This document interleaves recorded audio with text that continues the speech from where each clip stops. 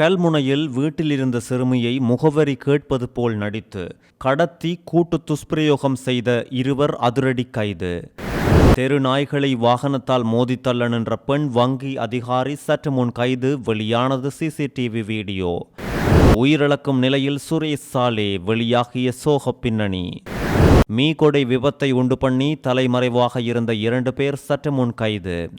கடும் வேகமாக பரவும் டெங்கு நோய், வைத்தியசாலைகள் நிரம்பும் அபாயம், மக்களே அவதானம். அரசு திணைக்களங்களின் 500க்கும் மேற்பட்ட போலி இலட்சணைகளோடு ரகசிய மத்திய நிலையம் அதிரடியாக சுற்றி வளைப்பு.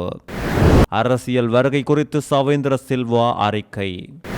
ராஜபக்சக்களே அடுத்து ஆட்சியை பிடிக்கப் போகின்றார்கள், வெளிப்படுத்தும் அர்ச்சுனா எம்பி. வீட்டில் இருந்த சிறுமியை முகவரி கேட்பது போல் கூப்பிட்டு அவரின் வாயை பொத்தி வேனில் கடத்தி சென்று கூட்டு துஷ்பிரயோகத்திற்கு உட்படுத்திய சம்பவத்தோடு தொடர்புடைய 25 வயதுடைய இளைஞனை 14 நாட்கள் விளக்கமறியலில் வைக்குமாறு கல்முனை நீதவான் நீதிமன்றம் அதிரடி உத்தரவை பிறப்பித்துள்ளது. அம்பாறை மாவட்டம் கல்முனை தலைமையக போலீஸ் பிரிவுக்குட்பட்ட புறநகர் பகுதியில் உள்ள ஒரு வீட்டில் கடந்த புதன்கிழமை இரவு குறித்த சம்பவம் அரங்கேறியுள்ளது. பாதிக்கப்பட்ட சிறுமியின் தரப்பால் இது குறித்து மறுநாள் வியாழக்கிழமை முறைப்பாடு பதிவு செய்யப்பட்டதோடு கல்முனை பிராந்திய உதவி போலீஸ் அத்தியட்சகர் MK இப்னு அசாரின் வழிகாட்டலில் கல்முனை போலீஸ் நிலைய தலைமை பொறுப்பதிகாரியின் மேற்பார்வையில் சிறுவர் மற்றும் பெண்கள் பிரிவின் பொறுப்பதிகாரி திருமதி SBNM சுவர்ணகாந்தி மற்றும் போலீஸ் சார்ஜென்ட் A ஆதம்பாவா உள்ளிட்ட குழுவினர் சந்தேக நபரை அதிரடியாக சுற்றி வளைத்து கைது செய்துள்ளனர். நேற்று வெள்ளிக்கிழமை கல்முனை நீதிமன்ற நீதவான் KLM சாஜித் முன்னிலையில் சந்தேக நபர் ஆஜர்படுத்தப்பட்ட போது அவரை 14 நாட்கள் விளக்கமறியலில் வைக்க நீதவான் உத்தரவிட்டுள்ளார்.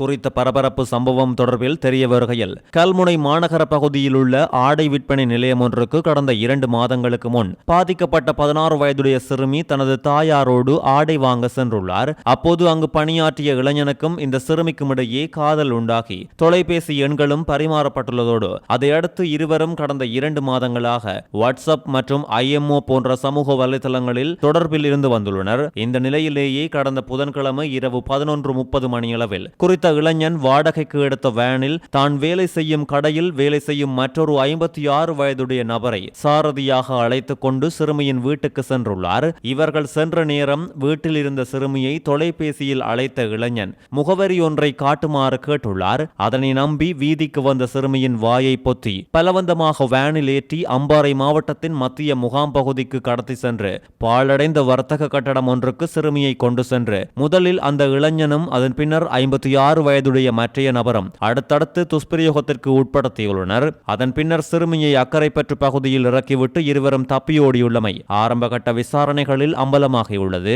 அந்த பகுதியால் வந்த பேருந்து ஒன்றின் உதவியோடு கல்முனை தலைமையக போலீஸ் நிலையத்துக்கு சென்ற சிறுமி தனக்கு நேர்ந்த சோகத்தை முழுவதுமாக விபரித்து முறைப்பாடு கொடுத்துள்ளார். சிறுமியின் வாக்குமூலத்தை வாங்கிய போலீசார் உடனடியாக செயல்பட்டு 25 வயதுடைய முதன்மை சந்தேக நபரை சுற்றி வளைத்து கைது செய்துள்ளதோடு தலைமறைவாகியுள்ள 2 பிள்ளைகளின் தந்தையான 56 வயதுடைய மற்றைய சந்தேக நபரை தேடி வருகின்றனர். பாதிக்கப்பட்ட சிறுமி மருத்துவ பரிசோதனைகளுக்காக கல்முனை வைத்தியசாலையில் அனுமதிக்கப்பட்டுள்ளதோடு கடத்தலுக்கு பயன்படுத்தப்பட்ட வேனும் போலீசாரால் கைப்பற்றப்பட்டுள்ளது. சம்பவம் காரணமாக அதிர்ச்சியடைந்த சிறுமியின் தாய் மன அழுத்தம் காரணமாக வைத்தியசாலையில் அனுமதிக்கப்பட்டுள்ளதோடு சிறுமியின் தந்தை மத்திய கிழக்கு நாடொன்றில் பணிபுரிந்து வருகின்றமை தெரிய வந்துள்ளது.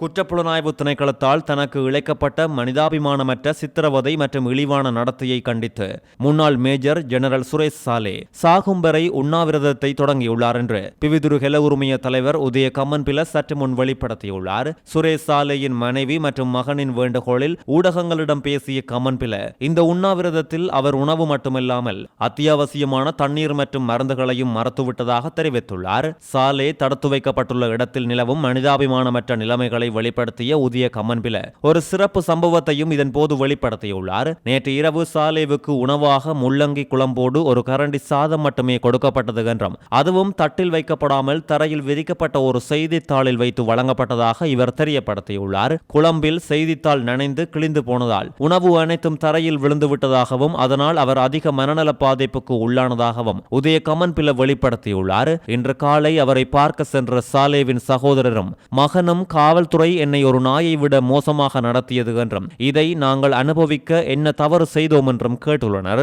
இந்த மனிதாபிமானமற்ற சித்திரவதை மற்றும் பொய் குற்றச்சாட்டுகளின் கீழ் வாழ்வதை விட இறப்பதே மேலென்று சுரேஷ் சாலே 7 காவல்துறை அதிகாரிகளின் முன்னிலையில் வெளிப்படுத்தியுள்ளார். சுரேஷ் சாலே நீதிமன்ற உத்தரவில் தடுத்து வைக்கப்படவில்லை என்றும் இலங்கையில் நடைமுறையில் உள்ள தடுப்பு சட்டத்தின் கீழ் தனது அதிகாரத்தை தவறாக பயன்படுத்தி ஜனாதிபதியால் பிறப்பிக்கப்பட்ட உத்தரவின் பேரிலேயே அவர் தடுத்து வைக்கப்பட்டுள்ளார் என்றும் உதய கம்மன்பில இதன் போது வலியுறுத்தியதோடு இந்த தடுப்பு காவல் உத்தரவு ஏற்கனவே நீதிமன்றங்களில் சவாலுக்கு உட்படுத்தப்பட்டுள்ளது என்றும் அவர் தெரிவித்துள்ளார். முன்னாள் புலனாய்வு தலைவர் ஒருவருக்கு எதிரான இந்த நடவடிக்கை ஜனாதிபதியின் உத்தரவின் பேரில் மேற்கொள்ளப்படுகின்றது என்றும் இது மிகவும் வெட்கக்கேடானது மற்றும் மனிதாபிமானமற்றது என்றும் பிவிதுருகெல உரிமைய அமைப்பின் தலைவர் மேலும் தெரிவித்துள்ளார். இலங்கையின் தற்போதைய போக்கின் மீதான மக்களின் அதிருப்தி ராஜபக்சக்களை மீண்டும் ஆட்சிக்கு கொண்டுவர வாக்காளர்களை தூண்டக்கூடும் என்றும் 2029 எம்பி நாமல் ராஜபக்ச மீண்டும் ஆட்சிக்கு வருவார் என்று ராமநாதன் அர்ச்சுனா கணித்து குறிப்பிட்டுள்ளார். இதை பதிவு செய்து வைத்துக் கொள்ளுங்கள் என்று ஆரம்பித்த அர்ச்சுனா ராமநாதன் 2029 நாமல் வருவார் என்றும் அதை யாராலும் தடுக்கவே முடியாது என்றும் நாமல் ஆட்சிக்கு வர வேண்டும் என்று எனக்கு தனிப்பட்ட முறையில் எந்த விருப்பமும் இல்லை.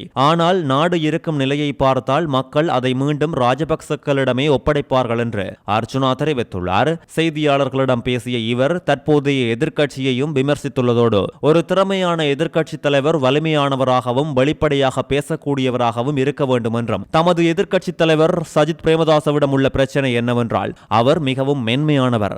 நீங்கள் எதிர்க்கட்சியில் இருக்கும் போது பூங்கொத்துக்களை வீச முடியாது, நீங்கள் செங்கற்களை தான் வீச வேண்டும் என்று இவர் கொந்தளித்துள்ளார். அத்தோடு நாட்டில் தற்போது வலுவான எதிர்க்கட்சி தலைவர் யாரும் இல்லை என்றும் நாடாளுமன்ற உறுப்பினர் சாமர சம்பத்தின் பேச்சுத்திறனை பாராட்டிய அதே வேளையில் தலைமைத்துவத்துக்கு தேவையான மற்ற குணங்கள் அவரிடம் இல்லை என்றும் குற்றம் சாட்டியுள்ளார். நாமல் ராஜபக்ச ஒரு பொருத்தமான எதிர்க்கட்சி தலைவராக இருப்பாரா என்று கேட்கப்பட்ட போது நாமல் ராஜபக்சவுக்கு அந்த பதவி தேவையே இல்லை என்றும் இவர் தெரிவித்துள்ளதோடு நாமல் ராஜபக்ச எதிர்க்கட்சி தலைவராக வேண்டிய அவசியமில்லை, அவர் ஜனாதிபதியாகி விடுவார், இதை நீங்கள் பதிவு செய்து வைத்துக் கொள்ளுங்கள், அந்த நேரத்தில் நான் அரசியலில் இருக்க மாட்டேன், ஆனால் நீங்கள் பார்ப்பீர்கள் என்றும் அர்ச்சுனா தெரிவித்துள்ளார். இந்திய நடிகராக இருந்து அரசியல்வாதியாக மாறிய விஜய் ஜோசப்பின் அரசியல் எழுச்சியை தான் கணித்த போது முன்பு என்னை பைத்தியக்காரன் என்று நிராகரித்தார்கள். விஜய் ஜோசப் பின்னர் தேர்தல் வெற்றியை அடைந்ததாகவும் இவர் சுட்டிக்காட்டியுள்ளார். இலங்கையில் மீண்டும் டெங்கு நோய் பரவல் அதிகரித்து வருவதால் வைத்தியசாலைகளில் அனுமதிக்கப்படும் நோயாளர்களின் எண்ணிக்கை வைத்தியசாலைகளின் அளவுகளையும் தாண்டி அதிகரித்து வருவதாக சுகாதார அதிகாரிகள் எச்சரிக்கை விடுத்துள்ளனர். இந்த 2026ஆம் ஆண்டின் இதுவரையான காலப்பகுதியில் 35,000க்கும் மேற்பட்ட டெங்கு நோயாளர்கள் பதிவாகியுள்ளதோடு 19 பேர் உயிரிழந்துள்ளனர். மேலும் இந்த நிலைமை மோசமடையக்கூடும் என்ற அச்சத்தால் எதிர்வரும் ஜூன் 8, 9 மற்றும் 10ஆம் திகதிகளில் நாடு தழுவிய விசேட நுளம்பு ஒழிப்பு வேலை திட்டம் முன்னெடுக்க பதிவாகும் மொத்த டெங்கு நோயாளர்களில் சுமார் 50% மேல் மாகாணத்தை சேர்ந்தவர்கள் என்று சுகாதாரத்துறை தெரிவித்துள்ளதோடு கொழும்பு, கம்பஹா, ரத்தினபுரி, மாத்தறை, காலி, களத்துறை மற்றும் கண்டி மாவட்டங்களில் டெங்கு நோயாளர்களின் எண்ணிக்கை அதிகரித்து வருவதாகவும் குறிப்பிடப்பட்டுள்ளது. வீடுகள் மற்றும் சுற்றுப்புறங்களில் தேங்கியுள்ள நீரை அகற்றுதல், நுளம்புகள் பெருகும் இடங்களை அழித்தல் மற்றும் சுகாதார வழிகாட்டல்களை கடைபிடித்தல் மூலம் டெங்கு பரவலை கட்டுப்படுத்த பொதுமக்கள் ஒத்துழைப்பு வழங்க முடியும் என்று அதிகாரிகள் வலியுறுத்தியுள்ளனர். தெருநாய்களை தடிகளால் தாக்கி மோட்டார் சைக்கிளால் மோதி தள்ள பார்த்த விலங்குவதை துன்புறுத்தல்களில் ஈடுபட்ட பெண்ணொருவர் நேற்று கைது செய்யப்பட்டுள்ளதாக மகரகம போலீசார் வெளிப்படுத்தியுள்ளனர். மகரகம பத்திரகொட வீதி பகுதியிலேயே இவ்வாறு தெருநாய்களை தாக்கும் சம்பவம் இடம்பெற்றுள்ளதோடு பிரதேசவாசிகளால் கொடுக்கப்பட்ட புகார்களின் அடிப்படையில் மேற்கொள்ளப்பட்ட விமர்சனத்தை அடுத்து இந்த பெண் கைது செய்யப்பட்டு பின் போலீஸ் பிணையில் விடுவிக்கப்பட்டுள்ளார். அண்மையில் வெசாக் பௌர்ணமி தின இரவிலும் அதிகாலை வேளையிலும் குறித்த பகுதியில் நின்ற தெருநாய்களை இந்த பெண் தாக்கும் காட்சிகள் அவற்றை மோட்டார் சைக்கிளால் மோதித்தள்ள முயலும் காட்சிகளும் அங்கிருந்த சிசிடிவி கேமராக்களில் பதிவாகி இருந்ததாக போலீசார் வெளிப்படுத்தியுள்ளனர். இவ்வாறு கைது செய்யப்பட்டவர் மகரகம பத்திரகொட பகுதியில் வசிக்கும் பல்கலைக்கழக பட்டதாரியும் அரசு வங்கியொன்றின் நிறைவேற்றுத்தர அதிகாரியுமான பெண் ஒருவர் என்று போலீசார் தெரிவித்துள்ளனர். கொழும்பு பொரளை பகுதியில் போலி தேசிய அடையாள அட்டைகள், போலி ஆவணங்கள் மற்றும் வாகன இலக்க தகடுகளை தயாரித்து வந்த ரகசிய மத்திய நிலையம் ஒன்றை குற்றப்புலனாய்வு திணைக்களத்தினர் அதிரடியாக சுற்றி வளைத்து முற்றுகையிட்டுள்ளதோடு இந்த நேரம் 3 சந்தேக நபர்கள் அங்கு கைது செய்யப்பட்டுள்ளனர். பெருமளவிலான போலி ஆவணங்கள் மற்றும் பணமும் அங்கிருந்து கைப்பற்றப்பட்டுள்ளது. பொரளை எண்ணம் பெரேரா மாவட்டத்தில் வீடு ஒன்றை வாடகைக்கு எடுத்து பல காலமாக குறித்த போலி ஆவண தயாரிப்பு மத்திய நிலையம் ரகசியமான முறையில் நடத்தப்பட்டு வந்துள்ளதாக தெரிய வந்துள்ளது. செய்யப்பட்டுள்ளது. 600 போலி உத்தியோகபூர்வ இலச்சினைகள், காணி பதிவு அலுவலகத்தின் முத்திரையிடப்பட்ட பிரதிகள் அடங்கிய 2 அசல் கோப்புகள், 4 போலி தேசிய அடையாள அட்டைகள், போலி ஆவணங்களை தயாரிக்க பயன்படுத்தப்பட்ட மின்னணு உபகரணங்கள் மற்றும் தட்டச்சு இயந்திரம் ஒன்று, ஒரு சிற்றூந்து மற்றும் ஒரு உந்துருளியோடு 1.5 மில்லியன் ரூபாய் பணமும் காவல்துறையினரால் இவர்களிடமிருந்து கைப்பற்றப்பட்டுள்ளது. காவல்துறையினரின் கருத்துப்படி கைப்பற்றப்பட்ட இலச்சினைகளுக்குள் முக்கிய அரசு திணைக்களங்கள், சமாதான நீதவான்கள், சான்றுறுதியாளர்கள், சட்டத்தரணிகள் மற்றும் பல்வேறு உயர் அதிகாரிகளின் போலி இலச்சினைகளும் உள்ளது என்றும், குறித்த இடத்தை காவல்துறையினர் முற்றுகையிட்ட போது அங்கு இருந்த 2 சந்தேக நபர்கள் கைதாகியுள்ளனர். கைது செய்யப்பட்டவர்கள் 54, 55 மற்றும் 59 வயதுடைய பொரளை, திக்வெல்ல மற்றும் ஹொரண பகுதிகளை சேர்ந்தவர்கள் என்றும் தெரிவிக்கப்பட்டுள்ளது. மீகொட பகுதியில் இடம்பெற்ற விபத்தோடு தொடர்புடைய மேலும் 2 சந்தேக நபர்கள் சற்று முன்னர் போலீசாரால் கைது செய்யப்பட்டுள்ளனர். குறித்த விபத்தை உண்டு பண்ணிய பின்னர் தப்பி சென்ற கேப்ரக வாகனத்தின் உரிமையாளர் மற்றும் மற்றொருவர் என 2 பேர் மீது தேடுதல் நடவடிக்கை மேற்கொள்ளப்பட்டு வந்த நிலையில் அவர்கள் இருவரும் இன்று காலை சட்டத்தரணி ஒருவர் ஊடாக மீகொடை போலீஸ் நிலையத்தில் முன்னிலையான நிலையில் கைது செய்யப்பட்டதாக போலீசார் தெரிவித்துள்ளனர். சம்பவம் தொடர்பான மேலதிக விசாரணைகள் மீகொடை போலீசாரால் முன்னெடுக்கப்பட்டு வருகின்றது. தான் அரசியலில் ஈடுபடப் போவதாக சமூக ஊடகங்களில் பரவும் செய்திகள் உண்மைக்கு புறம்பானவை என்று முன்னாள் ராணுவ தளபதி ஜெனரல் சவேந்திர சில்வா திட்டவட்டமாக வெளிப்படுத்தியுள்ளார்.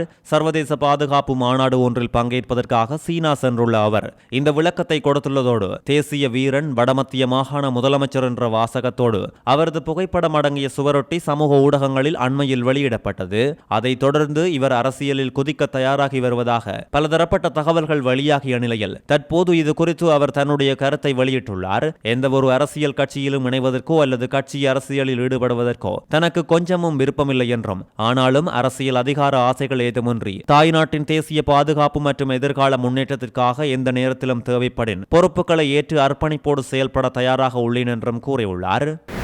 இன்று காலை 8 மணிக்கு 50வது தேசிய விளையாட்டு விழாவின் 10 கிலோமீட்டர் திறந்தவெளி ஓட்டப்பந்தயம் நுவரெலியா குதிரை பந்தய திடலில் கோலாகலமாக நடந்துள்ளதோடு, போட்டியில் மலையகத்தை சேர்ந்த வீரர்கள் பெரிய ஒரு சாதனையை படைத்துள்ளதோடு பலரும் பாராட்டுக்களை கூறி வருகின்றனர். இலங்கையின் 9 மாகாணங்களையும் பிரதிநிதித்துவப்படுத்தி மொத்தம் 77 வீரர்கள் இந்த போட்டியில் கலந்து கொண்ட நிலையில் நுவரெலியா குதிரை பந்தய திடலை 5 முறை சுற்றி வந்து 10 கிலோமீட்டர் தூரத்தை முடிக்கும் வகையில் போட்டி அமைந்திருந்தது. தொடக்கம் முதலே விறுவிறுப்பாக நடந்த இந்த போட்டியில் மத்திய மாகாணத்தை பிரதிநிதித்துவப்படுத்திய வக்சன் 10 கிலோமீட்டர் தூரத்தை 33 நிமிடங்களில் கடந்து முதலாம் இடத்தை பெற்று தங்கப்பதக்கத்தை சூடியுள்ளார். அடுத்து பிரசாத் 33 நிமிடங்களில் இலக்கை அடைந்து 2ஆம் இடத்தை பிடித்துள்ளார். ஊவா மாகாணத்தை பிரதிநிதித்துவப்படுத்திய எம் கோபிநாதன் 3ஆம் இடத்தையும், மத்திய மாகாணத்தை பிரதிநிதித்துவப்படுத்திய கே சண்முக சுவரன் 4ஆம் இடத்தையும் பெற்று மலையக மண்ணுக்கே பெருமை சேர்த்துள்ளனர்.